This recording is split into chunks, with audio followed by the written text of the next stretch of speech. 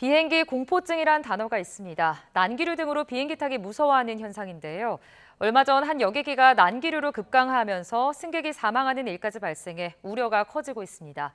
특히 기후위기가 이런 난기류 발생 빈도를 높일 수 있다는데 오늘 전문가 모시고 관련 이슈 자세히 알아보겠습니다. 정윤식 항공안전연구소 소장 스튜디오에 모셨습니다. 네, 어서 오세요. 네, 반갑습니다. 네, 소장님. 최근 런던에서 저희가 보도도 해드렸지만 싱가포르를 향하는 여객기에서 난기류가 발생하면서 기체가 심하게 흔들리는 일이 발생을 했습니다. 사망자가 나오는 좀 이례적인 일이었는데 무려 1,800m나 급강하는 사고가 발생했어요. 이 수치가 제가 잘 와닿지가 않아서 그런데 얼만큼 급강한 건지 그리고 또 어쩌다가 이런 일이 발생한 겁니까? 이거 데이터를 보면 1,800m를 약 3분 동안 강한 것으로 되어 있습니다. 네. 그럼 우리 항공 쪽에서 분석하는 이제 수치로 보면 1,800 fpm, 약 600m를 1분에 강화했다는 뜻이거든요. 근데 그 정도 수치는 사실 상승하거나 우리 착륙을 위해서 접근할 때 보통 뭐 2,000 fpm까지 나오기 때문에 큰 문제가 되지는 않습니다. 그러나 그렇게 발생되는 시간이 어느 정도였냐? 예를 들어서 우리 이제 물리 공식을 좀 말씀드려야 되는데요. 우리 속도 공식, 뭐 V는 AT, 뭐 이런 아마 공식을 들었을 건데요. 속도는 가속도와 시간의 곱이다 하는 거거든요. 그러면 1,800m를 3분에 내려왔으면 약 시속 72km의 속도고, 그거를 만약에 1초 내에 발생이 됐다 그러면 G가 36G에 해당되는 그런 강력한 G포스, 우리 중력 가속도고요. 또는 3초 정도에 발생됐다 그러면 8G, 뭐 전투기 조종사가 받을 수 있는 최고의 중력 가속도가 되거든요. 우리 뭐 바이킹 타더라도 2 내지 뭐 2.5G, 뭐 그다음 0G 정도인데 이거를 또 플러스지도 않고 강하기 때문에 우리가 말한 마이너스 G, 네거티브 G를 받으면 일반인들이 굉장히 견디기가 힘들고, 그러다 보면 몸이 이제 붕 뜨게 되고 그 충격으로 빠른, 그러니까 그냥 떠서 부딪힌 게 아니라 아주 강력한 속도로 천장에 부딪히면서 사고가 나고, 또 마이너스 G를 걸리면 피가 위로 쏠린다든지 아니면 심장 같은 게 굉장히 무리가 가거든요. 그래서 그런 차원에서 아마 심장마비로 해서 사망 사고가 발생이 되지 않나 이렇게 생각하고 있습니다. 이 난기류라는 게 소장님 어쩌다가 발생하는 거예요? 난기류는 뭐 기상현상이기 때문에 자세히 말씀드리기는 어렵지만 어쨌든 지구를 돌다 보면 각종 온도 변화, 그다음에 우리 제트 기류, 그다음에 뭐 우리 무역풍 뭐 이런 것들 때문에 바람이 항상 있습니다. 비행기라는 것이 뭐 바람 없이 갈 수 없으니까요. 그러다 보면 그 난기류가 속에 내가 들어가는 게 아니라 우리 제트 기류가 적을 때는 뭐 200km, 많을 때는 한 350km의 속도로 불고 있는 그 속에 들어가면 충격이기 때문에 내가 흔들리는 걸 잘 몰라요. 그러나 난기류 속 바로 밑에 지점이면 우리가 말하는 우리 그 뭐 성 이순신 장군의 그 울덜목 그 물 도는 거 있지 않습니까? 그런 식으로 측류 밑에 흐르지 않은 바람에 따라서 막 역류가 생깁니다. 그 내에 비행기가 혹시 들어가면 굉장히 심한 흔들림이 생기고요. 또 하나가 이제 우리 상층 제트와 하층 제트의 뭐 뒤섞임 현상 같은 이런 것들이 나타나면서 그런 난기류가 발생될 수가 있습니다. 그러니까 소장님께서는 이제 여객기 기장 출신이라고 제가 알고 있는데 이 난기류를 좀 조종사 입장에서 피할 방법은 없는지 이 부분도 좀 궁금해요. 조종사는 제일 먼저 기상 정보를 먼저 받는 게 우선입니다. 그래서 그 기상 정보를 받을 때 항로에 대한 거, 그 주변에 대한 어느 정도 제일 많이 흔들리나 구름이나 뭐 썬더스톰, 네오가 있나 이런 걸 계속 보고를 받거든요. 그걸 뭐 3시간, 6시간, 12시간 자료를 받는데 그걸 보고서 많이 흔들리는 것 같으면 항로 또는 비행 고도를 운항 이제 관리사한테 통보를 해서 변경을 요청해서 피해 가도록 합니다. 또 공중에서도 기상 레이더를 통해서 피행하기도 하는데요. 문제는 이제 보이지 않는 청천 난류라 그러죠. 클리어 에어 터뷸런스라고 하는데 이건 뭐 보이지도 않고 어느 순간 갑자기 나타나기 때문에 그런 쪽에 들어가면 대응하는 시간이 워낙에 짧습니다. 뭐 불과 2 내지 3초 정도의 여유밖에 없기 때문에요. 그러다 보면 또 조종사들 하는 절차가 있다 보니까 뭐 시트벨트 이제 작동 등을 원해야죠. 뭐 속도를 줄여야죠. 엔진을 또 좀 줄여주는 조작을 해야죠. 뭐 여러 가지 절차를 하다 보면 실제 대응하다가 또 순식간에 또 난리를 벗어나는 또 일들이 생깁니다. 그러다 보니까 피하려고 노력은 하지만 그렇게 완벽히 또 피할 수 있는 그런 상황은 아닙니다. 그러니까 이번에 발생한 것도 청천난류라고 봐야 되는 거죠? 예, 청천난류가 네. 또 내후에 접근했다는 얘기고 또 들리고 있거든요. 네. 그럼 내후에 접근됐다 그러면 그건 이제 조종사의 약간의 좀 과실도 없지 않아 있을 수가 있습니다.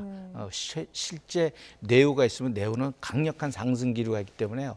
최소한 풍상 쪽으로 네. 바람 부는 풍상 쪽으로 20마일 약 한 40km 정도를 벗어나서 비행을 하라는 이런 절차가 있는데 아마 또 그러지 못할 사유도 또 있거든요. 네. 그래서 그런 문제 때문에 또 발생한 것이 아닌가 이렇게 생각합니다. 소장님 이제 여름철을 앞두고 또 휴가 시즌이 다가오고 있잖아요. 그러니까 휴가 계획하는 분들 굉장히 많을 것 같은데 그래서 더 좀 불안한 것 같습니다. 지역별로도 난기류가 좀 심한 노선이 있다고요. 예, 그렇게 됩니다.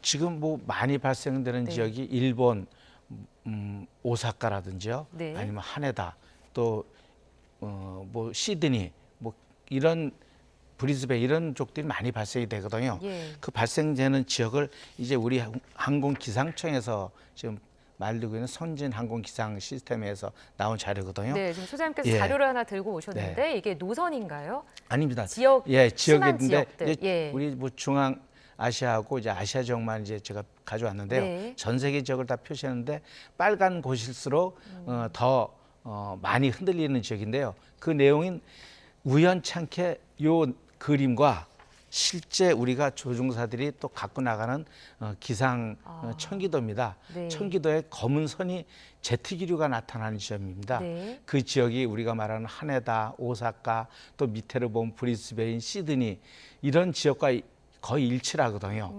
그러다 보면 그 지역들이 실제적으로 해상의 그 기온 상승과 그다음에 육상의 또 기온 강화 뭐 여러 가지 겹치면서 이렇게 심하게 흔들리는 노선들이 있습니다. 그래도 또 아까 전 보도에 나오면 대한항공에서도 뭐 이렇게 회피한 네. 걸 하고 피해가고 서로 교신해 가면서 하기 때문에 대비를 철저히 하기 때문에 크게 위험한 상황에 도달한다든지 뭐 이런 상황들은 없습니다. 저희가 지금 이렇게 화면으로 아까 보여드리고 있는데 가장 심한 곳이 또 남아메리카고 그리고 난기류가 심한 공항도 있습니다. 예, 네. 공항이라는 것 주로 보면 육지와 바다가 접하는 공항. 네. 우리나라 같으면 제주도죠. 요새 제주도 바람 때문에 전편이 취소되는 경우도 있지 않습니까? 맞아요. 그래서 로우 레벨 윈드시어 시스템이라 해서 적어도 돌풍을 이제 감지해서 비행을 아예 금지시키고 하는데요. 여기도 보면 오사카, 뭐 하네다, 크라이스처치 전부 바닷가에 있는 곳입니다. 그럼 바닷가의 온도 변화는 적고 수면의 온도는 적고 육지의 온도 변화는 심하기 때문에 풍향이 변하고 거기에 돌풍이 발생되고요. 또 뭐 비슈케크 같은 데는 분지 지역의 그 내용이 곳이기 때문에 네. 그런 데서는 또 온도 변화에 따라서 상승 기류가 또 급격히 일어납니다. 그러다 보면 또 돌풍 같은 게 일어나고 착륙할 때 우리가 말하는 폭행, 고라운드를 실시하는 그런 네. 일들이 자주 발생이 됩니다. 그러니까 산과 바다가 만나는 좀 지역적 특성 때문에 이런 공항들이 좀 난기류가 심하다라고 예, 그렇습니다. 말씀을 해주셨는데 아까 저희가 이렇게 좀 펴서 보니까 뭐 10곳 중에 한 5곳 정도가 우리 근접 일본이에요. 예. 그러니까 이제 기장으로 좀 계시면서 이 지역들을 많이 다닐 일들이 계셨을 것 같은데 예. 그때도 이렇게 좀 심한 난기류를 느끼셨나요? 이제 최근에 비행한 게 작년 네. 12월에 비행했는데요. 예. 한 3, 4년 전에 비해서 엄청 많은 이 기류 변화가 있습니다. 오. 도리 항로상에는 뭐 큰 차이는 없는데 공항 주변에 접근하면서 굉장히 난류가 심하게 발생이 되고 있습니다. 그러다 보니까 예상치 못하게 복행을 해서 착륙이 뭐 1시간 정도 지연되거나 하는 일들이 많이 발생이 됐죠. 하여간 기상 이변이라는 말은 제가 뭐 표현하기는 그렇지만 예. 어쨌든 기상 변화가 굉장히 심한 건 사실입니다. 그렇군요.